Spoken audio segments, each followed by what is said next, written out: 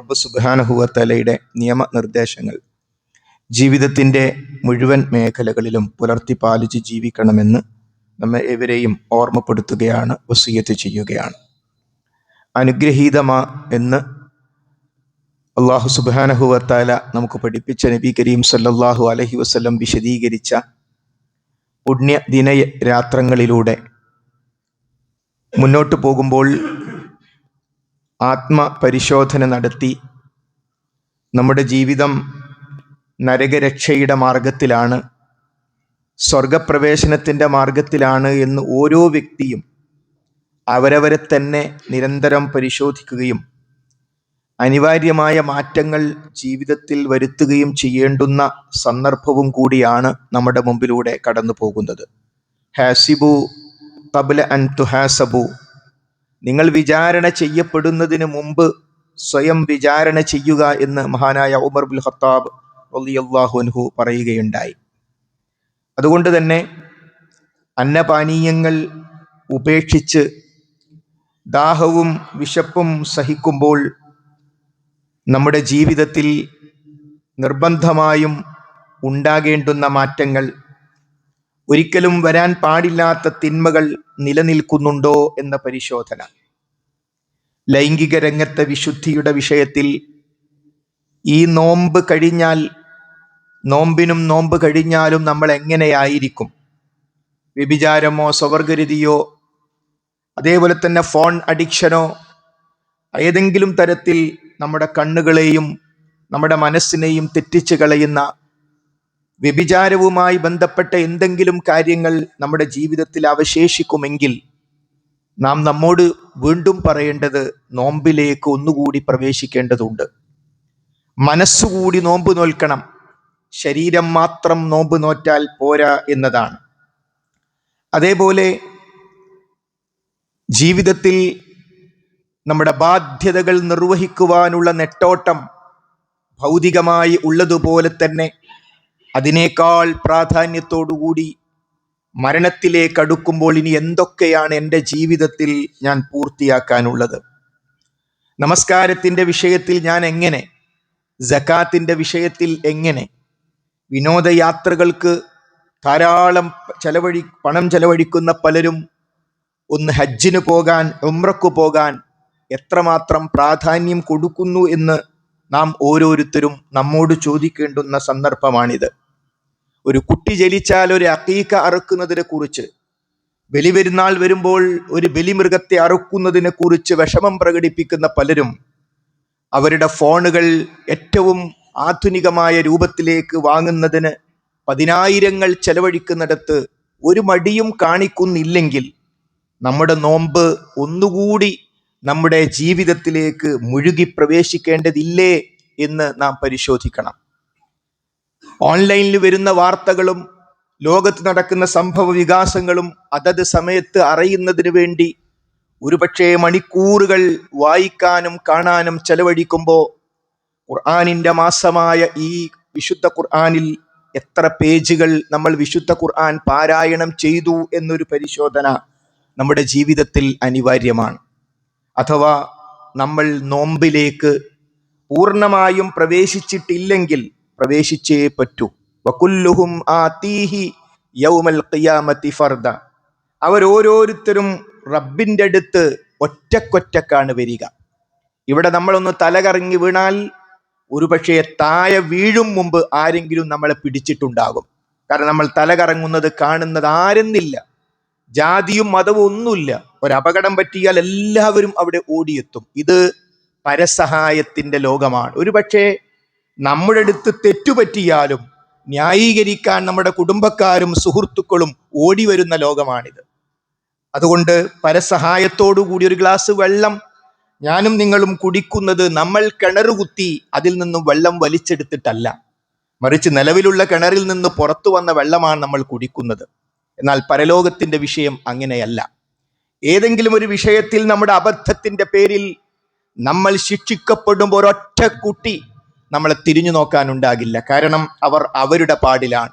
നമ്മുടെ മാതാവും പിതാവും ഇണകളും മക്കളും നമ്മുടെ ബന്ധപ്പെട്ട എല്ലാവരും അവരവരുടെ വിഷയങ്ങളിലാണ് പരലോകത്ത് ശുഗിലായിരിക്കുന്നത്. അതുകൊണ്ട് നമ്മളെ ഒരു സഹായിക്കാൻ ഒരാൾക്കും സാധ്യമല്ല റബ്ബ് സുബ്ഹാനഹു വ തആലക്കല്ലാതെ. അതാണ് നബി കരീം സല്ലല്ലാഹു അലൈഹി വസല്ലം പൊന്നോമള മകളോട് പറഞ്ഞത്, മോളെ നിന്റെ തടി നീ നോക്കണം, അൻഖിദി നഫ്സകി മിനന്നാർ, നിന്റെ തടി നീ നരകത്ത് നിന്ന് കാക്കണം. ആരായി പറയുന്നത്? ലോകത്തിന്റെ പ്രവാചകൻ, സ്വർഗത്തിലേക്ക് ആദ്യമായും പ്രവേശിക്കുന്ന നബി കരീം സല്ലല്ലാഹു അലൈഹി വസല്ലം തന്റെ കരളിന്റെ കഷ്ണമായ മോളോട് പറയുന്നു, ഞാൻ അവിടെ ഉണ്ടാകും, ഈ പേടിക്കണ്ട എന്നല്ല പറഞ്ഞത്. മറിച്ച് മോളെ, ദുനിയാവിൽ വെച്ച് നിനക്ക് ആവശ്യമുള്ള കാര്യങ്ങൾ ഉപ്പയെ കൊണ്ട് സാധ്യമാണെങ്കിൽ ഉപ്പ അത് സാധിപ്പിച്ചു തരും.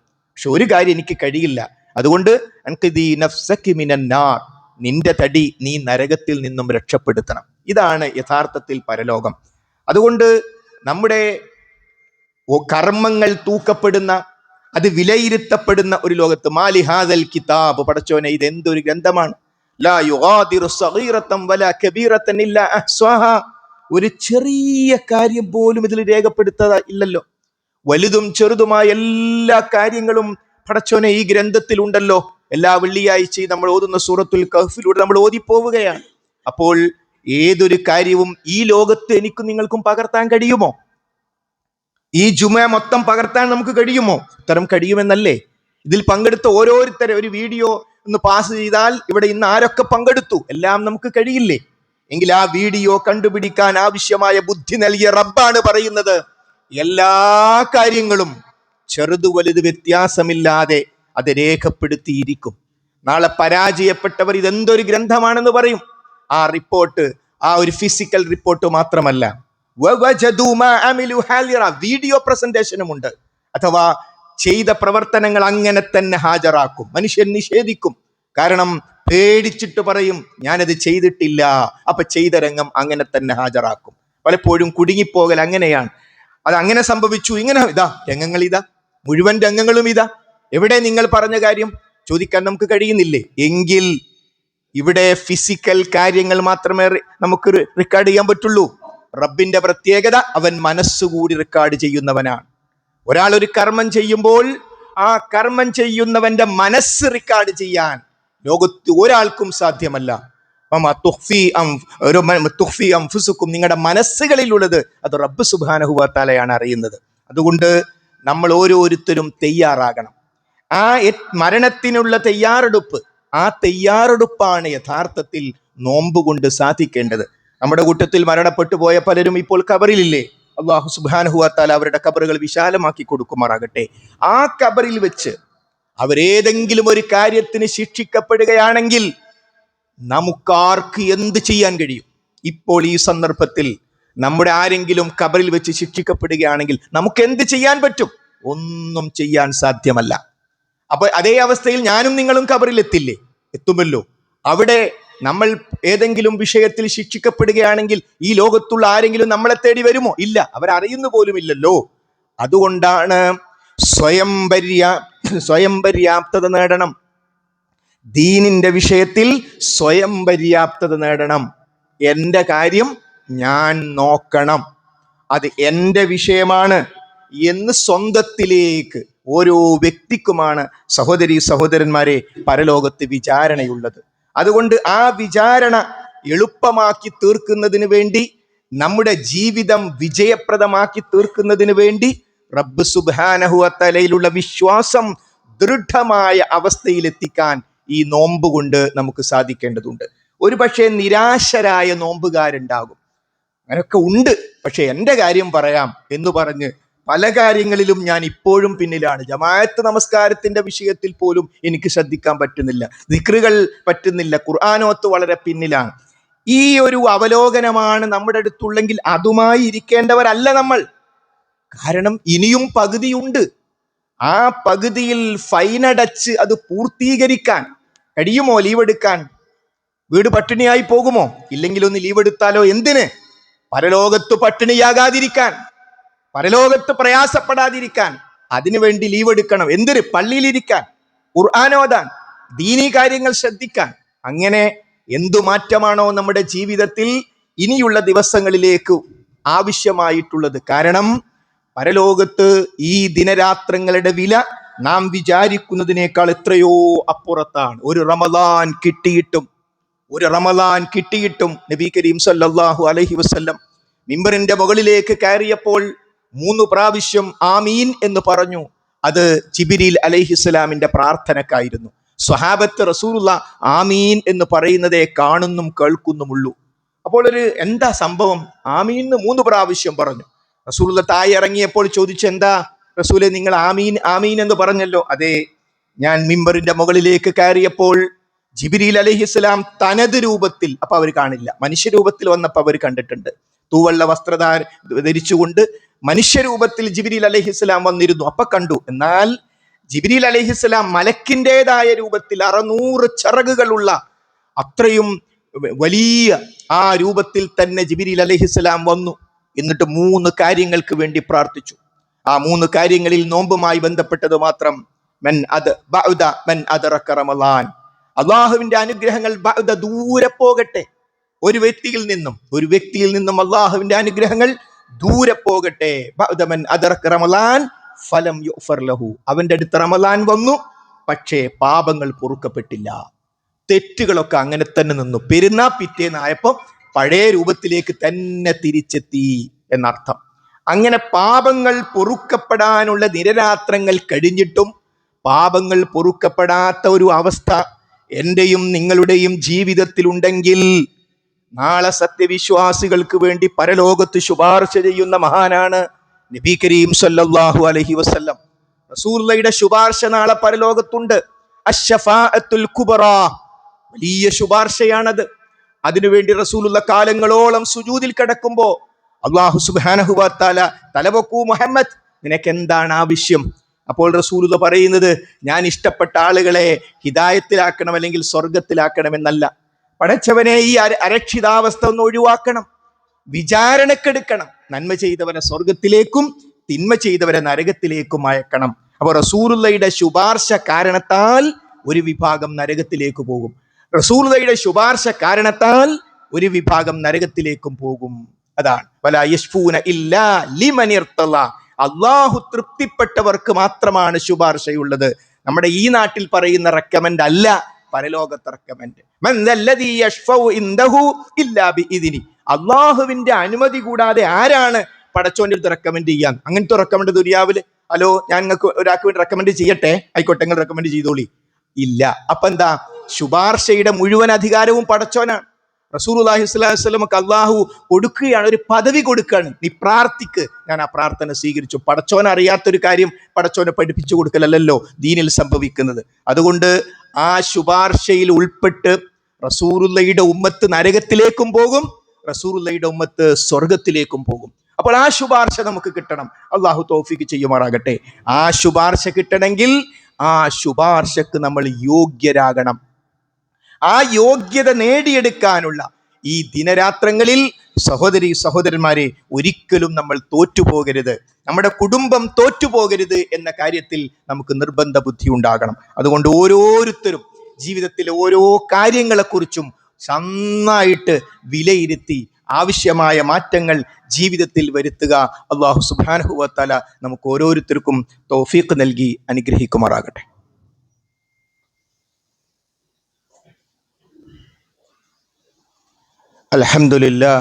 അൽഹംദുലില്ലാഹി റബ്ബിൽ ആലമീൻ വസ്സലാത്തു വസ്സലാമു അലാ റസൂലിഹിൽ അമീൻ വഅലാ ആലിഹി വസ്വഹ്ബിഹി അജ്മഈൻ, അമ്മാ ബഅദ്. ഒരിക്കൽ കൂടി റബ്ബ് സുബ്ഹാനഹു വ തആലയുടെ നിയമനിർദ്ദേശങ്ങൾ ശ്രദ്ധിക്കണം, സൂക്ഷിക്കണമെന്ന് ഓർമ്മപ്പെടുത്തുകയാണ്. സഹോദരന്മാരെ, റമളാൻ മാസത്തിലാണ് വിശുദ്ധ ഖുർആൻ പേരെടുത്തു പറഞ്ഞ സ്ഥലമായ ബദർ എന്നു പറഞ്ഞ സ്ഥലത്ത് വെച്ച് ഇസ്ലാമിലെ ഏറ്റവും സുപ്രധാനമായ യുദ്ധം നടന്നത്. വലഖദ് നസറക്കുമുല്ലാഹു ബിബദരിൻ വഅൻതും അദില്ല, തീർച്ചയായും ബദറിൽ വെച്ച് നാം നിങ്ങളെ സഹായിച്ചിട്ടുണ്ട്, നിങ്ങൾ ദുർബലരായിരിക്കെ. മദീനയിൽ നിന്നും ബദറിലേക്ക് 150 പരം കിലോമീറ്റർ ഉണ്ട്. 150 പരം കിലോമീറ്റർ മദീനയിൽ നിന്ന് ബദറിലേക്കുണ്ട്. ഇന്നത്തെ കാലത്ത് ആ 150 കിലോമീറ്റർ വാഹന സൗകര്യങ്ങളുടെ ശീഘ്രതയിൽ നമുക്ക് പ്രശ്നമല്ലെങ്കിലും അന്നത്തെ കാലത്ത് വാഹനപ്പുറത്ത്, ഒട്ടകപ്പുറത്ത്, കുതിരപ്പുറത്ത് കയറി 150 കിലോമീറ്റർ അവർ യാത്ര ചെയ്യുന്നത് 16-ാം തീയതിയാണ്, അഥവാ റമദാൻ 16-നാണ് യാത്ര. റമദാൻ 17-ന്റെ പകലിലാണ് ബദർ നടക്കുന്നത്. വളരെ വളരെ പ്രയാസപ്പെട്ട, ആവശ്യത്തിന് ആയുധങ്ങളില്ല, അതേപോലെ തന്നെ ഭക്ഷണം ആവശ്യത്തിനില്ല. അവരാരും മാനസികമായി യുദ്ധം ചെയ്യാൻ പറ്റുന്ന ഒരു അവസ്ഥയിലല്ല. പക്ഷേ റബ്ബ് സുബ്ഹാനഹു വ തആലയിൽ നിന്ന് വഹയി വന്നു. വഹയി വന്നാൽ വിശപ്പുണ്ടെങ്കിലും ദാഹമുണ്ടെങ്കിലും അതാണ് ഖൈർ എന്ന കാര്യത്തിൽ അവർക്ക് തർക്കമേയില്ല. നബി കരീം സല്ലല്ലാഹു അലൈഹി വസല്ലം വഹയി വന്നിട്ടും അബൂബക്കർ സിദ്ദീഖ് അടക്കമുള്ള ആളുകളുമായി ശൂറ ചെയ്തു, വ്യത്യസ്ത ഗോത്രങ്ങളുമായി ശൂറ ചെയ്തു. ധൈര്യമായിട്ട് പോയിക്കോളി നബി, ഞങ്ങൾ നിങ്ങളെ കൂടെ ഉണ്ടാകും എന്ന് റസൂലുള്ളാഹിക്ക് ധൈര്യം കൊടുത്ത് അങ്ങനെയാണ് ബദർ നടക്കുന്നത്. 14 പേർ ആ ബദറിൽ വെച്ച് മുസ്ലിങ്ങളുടെ ഭാഗത്ത് നിന്ന് ഷഹീദായി. നോക്കൂ, ഈ ബദർ, ഇതിന്റെ മർമ്മം നമ്മൾ അറിഞ്ഞിട്ടില്ലെങ്കിൽ ഇസ്ലാമിന്റെ മർമ്മം നമ്മൾ അറിഞ്ഞിട്ടില്ല. എന്തിനാണ് ബദർ ഉണ്ടായത് എന്നതിനെ കുറിച്ച് കൃത്യമായ അറിവ് നമുക്കുണ്ടാകണം. അത് മനസ്സിലാകാൻ ബദറിൽ ഏത് ആശയങ്ങൾ തമ്മിലാണ് ഏറ്റുമുട്ടിയത് നമ്മൾ പഠിച്ചാൽ മതി. അള്ളാഹു ഉണ്ടോ ഇല്ലേ എന്ന വിഷയത്തിലായിരുന്നോ ബദർ? റസൂലുള്ളാഹി പറഞ്ഞു പടച്ചോനുണ്ട്, മുശ്രിക്കുകൾ പറഞ്ഞു പടച്ചോനില്ല. അല്ല, ആ വിഷയത്തിലല്ല. പടച്ചോൻ ഉള്ളത് കൊണ്ടാണല്ലോ അവർ കഅബാലയം കൈവശം വെക്കുകയും ആ കഅബാലയത്തിൽ വിഗ്രഹങ്ങൾ വെക്കുകയും ആ വിഗ്രഹങ്ങളെ ആരാധിച്ചപ്പോ ഇല്ലാലി യുഖരിബൂന ഇലല്ലാഹി സുൽഫ, ഞങ്ങളെ പടച്ചോന്റെ അടുത്തേക്ക് അടുപ്പിക്കാൻ വേണ്ടിയാണ് ഞങ്ങൾ ഈ വിഗ്രഹം വെച്ചെന്ന് വരും. അപ്പൊ അള്ളാഹുൽക്ക് വിശ്വാസമുണ്ട്. അപ്പൊ അള്ളാഹ് ഉണ്ടോ ഇല്ലേ എന്നുള്ള വിഷയത്തിലല്ല ബദർ. പിന്നെ ആകാശഭൂമികളെ സൃഷ്ടിച്ചതും ഇതൊക്കെ സംവിധാനിക്കുന്നതും പടച്ചോനാണ് എന്ന് റസൂലുള്ളാഹിയും, പടച്ചോനല്ല എന്ന് മുശ്രിക്കുകളും അല്ല. വല ഇൻ സഅൽതഹും മൻ ഖലഖസ് സമാവാതി വൽ അർദ് വസഖറ അശംസ വൽ ഖമർ ലയഖൂലുന്നല്ലാഹു മുഹമ്മദ് നബിയേ, ആരാണ് ആകാശഭൂമികളെ സൃഷ്ടിച്ചത്, ആരാണ് സൂര്യചന്ദ്രന്മാരെ ശരിപ്പെടുത്തി നീ അവരോട് ചോദിച്ചാൽ അവർ പറയും ലയഖൂലുന്നല്ലാഹ്, അല്ലാഹു ആകുന്നു. അപ്പൊ ആ കാര്യത്തിലല്ല ബദർ ഉണ്ടായത്. ഇനി നമ്മുടെ ബഹുമാന്യരായ നമ്മുടെ നാട്ടിലുള്ള ക്രൈസ്തവ ഹൈന്ദവ സഹോദരങ്ങൾ, പടച്ചോനുണ്ടോ ഇല്ല എന്നുള്ള വിഷയത്തിലാണോ ഹൈന്ദവ മതവും ഇസ്ലാം തമ്മിലുള്ള വ്യത്യാസം? അല്ല, അവരും പടച്ചോനുണ്ട് എന്നാണ് വിശ്വസിക്കുന്നത്. അതേപോലെ തന്നെ ആകാശഭൂമികളെ സൃഷ്ടിച്ചത് ശ്രീരാമനാണ്, യേശു ക്രിസ്തു ആണ് ഏതെങ്കിലും ക്രൈസ്തവനോ ഹൈന്ദവനോ പറയുന്നുണ്ടോ? നിങ്ങളും ഞങ്ങളൊക്കെ പറയുന്ന ആ പടച്ചോൻ തന്നെ. അപ്പൊ നമ്മുടെ നാട്ടിലുള്ള പടച്ചവനല്ലാത്തവരെ ആരാധിക്കുന്നവരുടെ വിശ്വാസം അങ്ങനെ തന്നെ. അപ്പൊ ബദർ ഉണ്ടായത് അള്ളാഹു ഉണ്ടോ ഇല്ലേ എന്ന വിഷയത്തിലല്ല. രണ്ടു കൂട്ടരും, മുസ്ലിങ്ങളും മുശ്രിക്കുകളും അള്ളാഹു ഉണ്ടെന്ന് വിശ്വസിക്കുന്നു. ബദർ ഉണ്ടായത് സൃഷ്ടാവും സംരക്ഷകനും അള്ളാഹുവാണോ അല്ലേ എന്ന വിഷയത്തിലല്ല. രണ്ടു കൂട്ടരും അത് വിശ്വസിക്കുന്നു. ഇനിയോ ബദർ ഉണ്ടായത് പടച്ചവനെ ആരാധിക്കാൻ പാടുണ്ടോ ഇല്ലേ എന്ന വിഷയത്തിലാണോ? റസൂലുള്ളാഹി പറയാണ് പടച്ചവനെ ആരാധിക്കണം. അപ്പൊ മറ്റവർ പറയാ പടച്ചവനെ ആരാധിക്കാൻ പറ്റൂല. അങ്ങനെയുമല്ല. കാരണം ബദർ യുദ്ധത്തിന് പോകുമ്പോ അവരുടെ മുശ്രിക്കുകളുടെ നേതാവായ അബൂജഹൽ കഅബയുടെ കില്ല പിടിച്ചു പ്രാർത്ഥിക്കുന്നുണ്ട്, ഇറയോനെ. മോയിൻകുട്ടി വൈദ്യരുടെ പാട്ടിൽ മലയാളത്തിൽ പോലും നമുക്കത് കാണാം.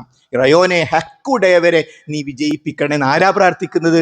ഇബ്രാഹിം നബിന്റെ വിഗ്രഹം അവിടെ ഉണ്ട്. ആ വിഗ്രഹത്തോട് നല്ല ആ സമയത്ത് പ്രാർത്ഥിക്കുന്നത് പടച്ചോനെ എന്ന് പറഞ്ഞ് റസൂലുള്ളാഹിയെ ബദറിൽ ഏറ്റുമുട്ടാൻ തയ്യാറെടുക്കുന്ന മുശ്രിക്കിന്റെ നേതാവ് പടച്ചോനെ നേരിട്ട് വിളിച്ചു പ്രാർത്ഥിച്ചിട്ടാ ബദറിലേക്ക് പോകുന്നത്.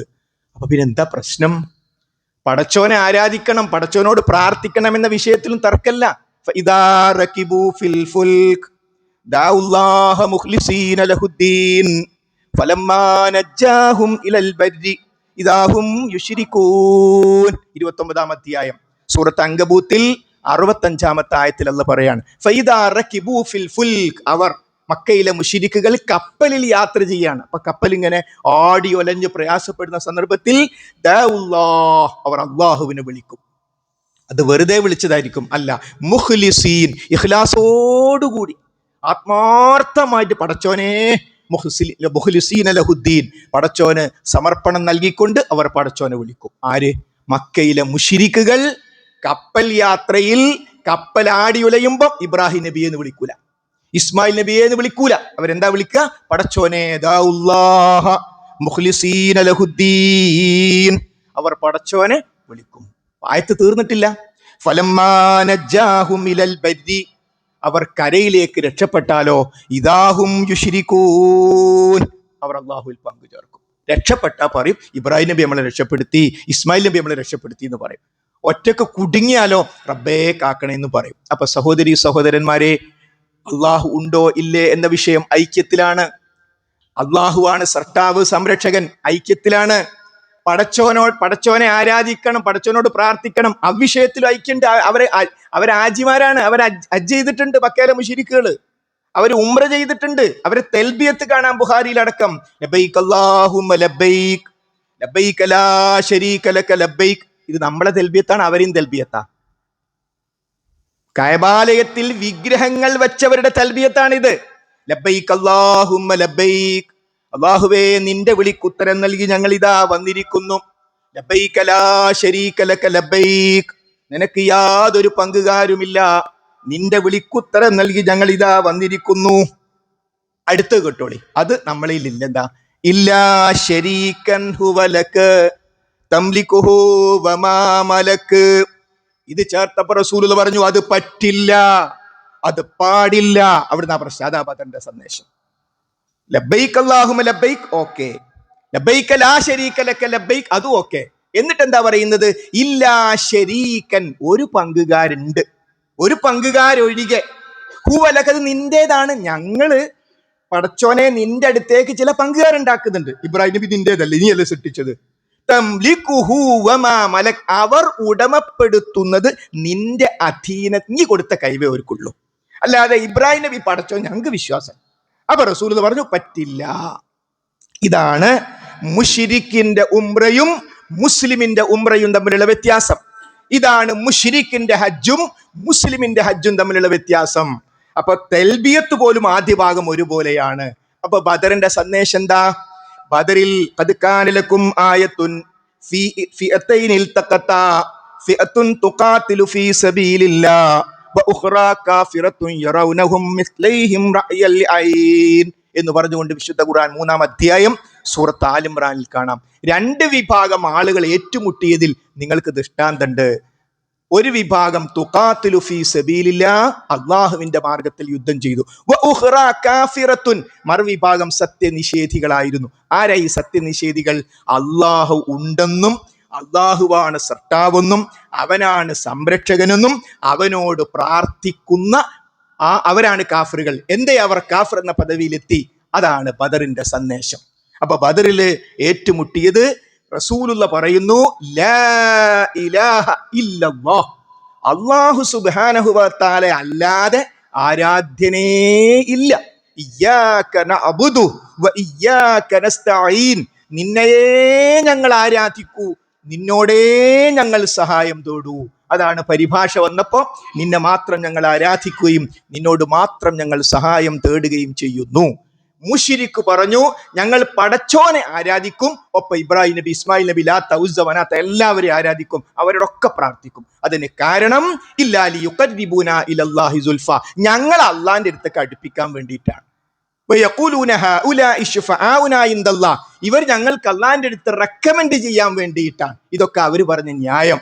അപ്പോ റസൂലുള്ള പറഞ്ഞു നിങ്ങൾക്ക് പടച്ചോനെ മനസ്സിലായിട്ടില്ല, നിങ്ങൾ പടച്ചോനെ മനസ്സിലാക്കേണ്ട രൂപത്തിൽ മനസ്സിലാക്കിയിട്ടില്ല.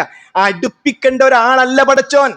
വലഖദ് ഖലഖനൽ ഇൻസാൻ വനഅലമു മാ തുവസ്വിസു ബിഹി നഫ്സുഹു വനഹ്നു അഖറബു ഇലൈഹി മിൻ ഹബ്ലിൽ വരീദ്. തീർച്ചയായും നാം ആണ് മനുഷ്യനെ സൃഷ്ടിച്ചത്, അവന്റെ മനസ്സിലുള്ള മന്ത്രങ്ങൾ, രഹസ്യങ്ങൾ നാം അറിയും. അവന്റെ അടുത്തേക്ക് നാം അവന്റെ ജീവനാഡിയേക്കാൾ അടുത്തിരിക്കുന്നു. ജീവനാഡിയേക്കാൾ അടുത്തവനോട് അടുപ്പിക്കണോ? മനസ്സിലുള്ളത് അറിയുന്നവനോട് റെക്കമെൻഡ് വേണോ? അതാ മക്കയിലെ മുശ്രിക്കിനോട് പറഞ്ഞത് മാ ഖദറുല്ലാഹ ഹഖ്ഖ ഖദരിഹി, നിങ്ങൾ പടച്ചോനെ കണക്കാക്കേണ്ട രൂപത്തിൽ കണക്കാക്കിയിട്ടില്ല. അല്ലാഹ് റഹ്മാനാണ്, അല്ലാഹ് റഹീമാണ്, അല്ലാഹ് ഗഫൂറാണ്. അല്ലാഹു സുബ്ഹാനഹു വ തആലയുടെ ധാരാളം വിശേഷണങ്ങൾ പഠിച്ചാൽ മനസ്സിലാവും. എന്നാൽ സഹോദരീ സഹോദരന്മാരെ, മഹാന്മാരായ ബദരീങ്ങളെ മനസ്സിലാക്കുന്നിടത്ത് അബദ്ധം പറ്റിയ നമ്മുടെയൊക്കെ ഉറ്റവർക്കും ഇടയവർക്കും നമ്മുടെയൊക്കെ നാട്ടിലുള്ളവർക്കും പറ്റിയ അബദ്ധം എന്താണെന്ന് ചോദിച്ചാൽ, ഈ പടച്ചോനെ മനസ്സിലാക്കുന്നിടത്ത് നമ്മൾ ബദരീങ്ങളെ ആരാധിക്കുന്നൊന്നുമില്ല, പിന്നെ നമ്മളൊക്കെ പാപികളല്ലേ, ഈ പാപികളായ നമ്മളെ ബദരീങ്ങളെ എന്ന് വിളിച്ചാൽ അവര് നമ്മളെ പടച്ചോന്റെ അടുത്തേക്ക് റെക്കമെൻഡ് ചെയ്യും. മക്കയിലെ മുശ്രിക്ക് പറഞ്ഞു അതേ ന്യായം. വയഖൂലൂന ഹൗലാഇ ശുഫആഉനാ ഇൻദല്ലാഹ്, അവർ പറയുകയും ചെയ്യും, ഇവര് ഞങ്ങൾക്ക് അള്ളാഹുവിന്റെ അടുത്തേക്ക് റെക്കമെൻഡ് ചെയ്യും. മാത്രമല്ല ഞങ്ങൾ അള്ളാഹുവിന്റെ അടുത്തേക്ക് അടുപ്പിക്കാൻ വേണ്ടി മാത്രമല്ലാതെ ഞങ്ങൾ അവരെ ആരാധിക്കുന്നില്ല. ഇതേ ന്യായം നമ്മൾ പറയാണ്. അപ്പൊ അതാ ന്യായം പറയാൻ പറ്റില്ല. അതുകൊണ്ടാണ് സഹോദരങ്ങളെ ബദർ ഉണ്ടായത്.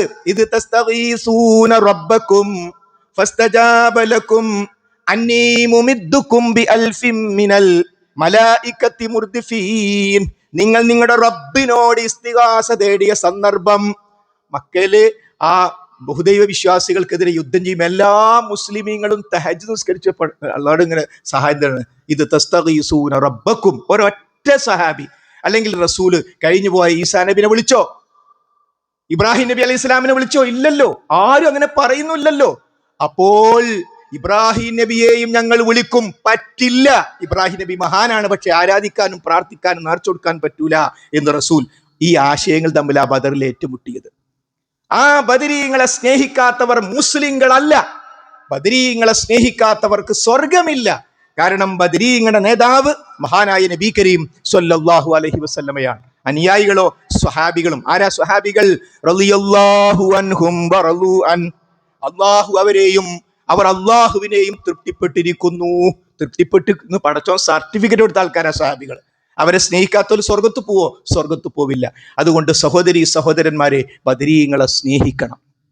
എങ്ങനെ സ്നേഹിക്കണം? റസൂലുള്ളാഹി പറഞ്ഞു, ഫത്തബിഊനി യുഹിബ്ബുകുമുല്ലാഹ്. നിങ്ങൾ എന്നെ പിൻപറ്റണം. ബദരീങ്ങളുടെ നേതാവ് പറയാണ്, സ്നേഹിക്കുന്ന മാർഗം എന്താണ്? പിൻപറ്റുക. ബദരീങ്ങളെ പിൻപറ്റുക. അതാണ് ചെയ്യേണ്ടത്. അതുകൊണ്ട് സഹോദരി സഹോദരന്മാരെ, ആരാധനയും പ്രാർത്ഥനയും നേർച്ചയും വഴിപാടുമൊക്കെ റബ്ബിന് മാത്രമേ പാടുള്ളൂ എന്ന ആശയമാണ് ബദറിന്റെ ആശയം. അത് മറ്റുള്ളവർക്കും കൊടുക്കാമെന്ന് ന്യായങ്ങൾ പറഞ്ഞപ്പോൾ ആ ന്യായങ്ങളെയാണ് വിശുദ്ധ ഖുർആൻ പറ്റില്ല പാടില്ല എന്ന് പറഞ്ഞത്. അതിൽ ഉറച്ചു നിന്നതുകൊണ്ടാണ് റസൂലുള്ളാഹിയെ ആക്രമിക്കുവാനും മദീനയെ തന്നെ തകർത്ത് തരിപ്പണമാക്കാനും തങ്ങളുടെ കച്ചവടത്തിന്റെ മുഴുവൻ ലാഭം ഉപയോഗിക്കാൻ തീരുമാനിച്ചു. അപ്പൊ അള്ളാഹ് പറഞ്ഞു, മദീനത്തൊക്കെ വരെ വരാൻ സമ്മതിക്കണ്ട മുഹമ്മദേ, നീപ്പോ അങ്ങട്ട് ചെല്ല്. വരുന്ന വഴിക്ക് അവരെ പ്രതിരോധിച്ചോ. ആ വരുന്ന വഴി കിട്ടിയ സ്ഥലമാണ് ബദർ. അതുകൊണ്ട് സഹോദരി സഹോദരന്മാരെ, ഈ 150 കിലോമീറ്റർ നടന്ന് ക്ഷീണിച്ച് വിശപ്പ് സഹിച്ച ആ ബദരീങ്ങളുടെ പേരിൽ ബിരിയാണി അടിക്കുകയാണ് ആൾക്കാർ. എന്താ ആ ബദരീങ്ങളെ പേരിൽ ഭക്ഷണം കഴിക്കും? എന്താ ന്യായം? അത് ബദരീങ്ങൾ ആണ്ടിന്റെ ചോറാണ്, നേർച്ചന്റെ ചോറാണ്. അപ്പൊ നേർച്ച എന്ന് പറഞ്ഞ എന്താ? യുഫൂന ബിന്നദിരി വയഖാഫൂന യൗമൻ കാന ശർറുഹു മുസ്തതീറാ. വെള്ളിയാഴ്ചകൾ റസൂൽ ഓതിയ സൂറത്താണ് സൂറത്തുൽ ഇൻസാൻ. അതിൽ കാണാം, സത്യവിശ്വാസികൾ നേർച്ചയെ നിറവേറ്റുന്നവരാണ്. അപ്പൊ നേർച്ച ഉണ്ട്. ചില ആൾക്കാർ അങ്ങനെ പറയും, ഓൽക്ക് നേർച്ചല്ല. നേർച്ച ഉണ്ട്. നേർച്ച ഇബാദത്താണ്. ഇബാദത്ത് പടച്ചോന് മാത്രമേ കൊടുക്കാൻ പാടുള്ളൂ. വരാൻ പോകുന്ന 6 നോമ്പ് ഇൻഷാ അല്ലാഹ് പ്രാവശ്യം ഞാൻ ഫുള്ള് നോൽക്കും. നേർച്ചാക്കി, ഫർലായി. എന്താ നേർച്ച എന്ന് പറഞ്ഞാൽ? പുണ്യകരമായ സുന്നത്തായ ഒരു കാര്യം പടച്ചോന്റെ കൂലി കിട്ടാൻ വേണ്ടി, പ്രീതി കിട്ടാൻ വേണ്ടി ഒരാൾ സ്വന്തം തന്നെ നിർബന്ധാക്കുക. അത് അനുവദനീയമാണ്. അങ്ങനെ ചെയ്താൽ കൂലി കിട്ടും. അതാണ് നേർച്ച. നേർച്ച ഇബാദത്താണ്. ബദരീങ്ങൾക്ക് നേർച്ച പാടില്ല. കാരണം നേർച്ച പടച്ചോന് മാത്രമേ പാടുള്ളൂ. അതുകൊണ്ടാണ് നമ്മുടെ വീട്ടിൽ ബിരിയാണി ഉണ്ട് ഒരു പ്ലേറ്റിൽ, വേറൊരു പ്ലേറ്റിൽ ബദരീങ്ങൾ ആണ്ടിന്റെ ചോറിന്റെ ഭാഗമായി ലഭിക്കും. ഈ രണ്ടും ഒരുപോലാണോ? ഇതെടുത്ത് കഴിച്ചാൽ എന്തൊക്കെ ശരീരത്തിൽ കൂടെ എന്തോ ഒരു സാധനം ഇങ്ങനെ പോകും പോലെ. അതൊരു പ്രത്യേക ഭക്ഷണമാണ്. ആ ഭക്ഷണം എവിടുന്ന് കിട്ടി? അത് അല്ലാഹു അല്ല.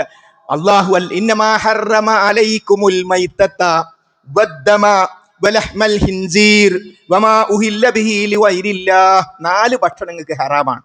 മൈത്തത്ത് ശവം, വദ്ദം രക്തം, അതേപോലെ തന്നെ പന്നി മാംസം, വമാ ഉഹില്ല ബിഹി ലിഗൈരില്ലാഹ് അള്ളാഹു അല്ലാത്തവരുടെ പേരിൽ പ്രഖ്യാപിക്കപ്പെട്ട ഭക്ഷണം.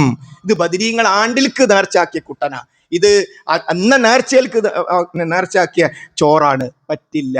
ഇത് നേർച്ചയാണ്. നേർച്ച പടച്ചോന് മാത്രമേ പാടുള്ളൂ. അതുകൊണ്ട് ബദരീങ്ങളെ കാക്കണേ എന്ന വിളി നോമ്പ് തന്നെ ഇല്ലാതാക്കി കളയും. പരലോകത്ത് ബദരീങ്ങൾ നമ്മുടെ ശത്രുക്കളായിട്ട് പരലോകത്ത് നമുക്കെതിരെ വരും. അതേപോലെ തന്നെ ബദരീങ്ങളുടെ പേരിലുള്ള നേർച്ചയും ഭക്ഷണവും കാര്യം ആൾക്കാർ പറയും, നമ്മളിങ്ങനെ അങ്ങനല്ല, ഭക്ഷണം കഴിക്കുന്നതിന് എന്താ പ്രശ്നം? നിങ്ങൾ പറഞ്ഞൊക്കെ ശരി, നമ്മൾ വേറെ വിളിക്കുന്നില്ല, ഭക്ഷണം കഴിച്ചൂടെ. ചില ആൾ തമാശ പറയും, നിങ്ങൾ ഈ യോജീന മുടക്കാൻ നടക്കുന്നതൊക്കെ പറയും തമാശയിൽ. എന്നാൽ യഥാർത്ഥത്തിൽ എന്താ? വലാ തഅകുലൂ മിമ്മാ ലം തുദിക്രു ഇസ്മുല്ലാഹി അലൈഹി.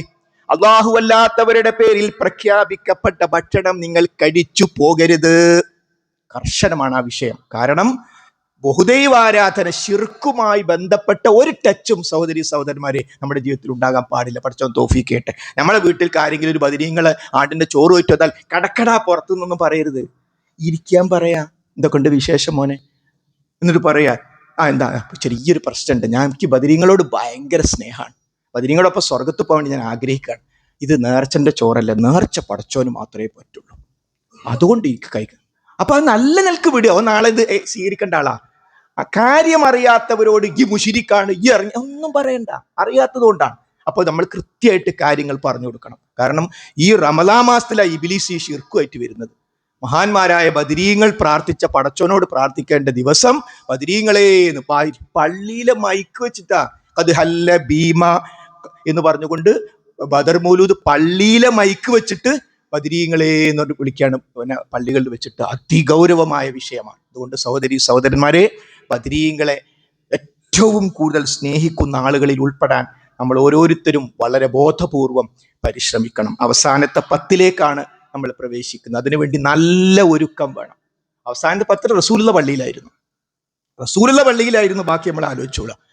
ഇത്തിക്കാഫ് ഫർളൊന്നല്ല. പക്ഷേ ഒരു വർഷത്തിൽ 10 ദിവസം നമുക്ക് കഴിയുമോ എന്നാലോചിക്കുക.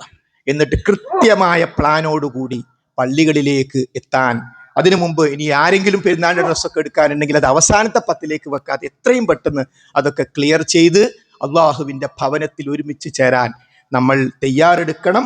നമ്മുടെ കുടുംബത്തെയും അതിന് നമ്മൾ പരിശീലിപ്പിക്കണം. നമ്മളിങ്ങനെ സ്വതന്ത്രമായി ജുമയും മറ്റും നടത്തുമ്പോൾ നമ്മുടെ ഗൾഫ് രാഷ്ട്രങ്ങളിലും മറ്റും പേടിച്ചുകൊണ്ടാണ്. അവർ വലിയ ഭീതിയുണ്ട് എന്നല്ല, പ്രാർത്ഥനയിലാണ്. എല്ലാ നമസ്കാരങ്ങളിലും കുനൂത്തോതുന്ന അവസ്ഥയാണ് പല ഗൾഫ് രാഷ്ട്രങ്ങളിലും ഉള്ളത്.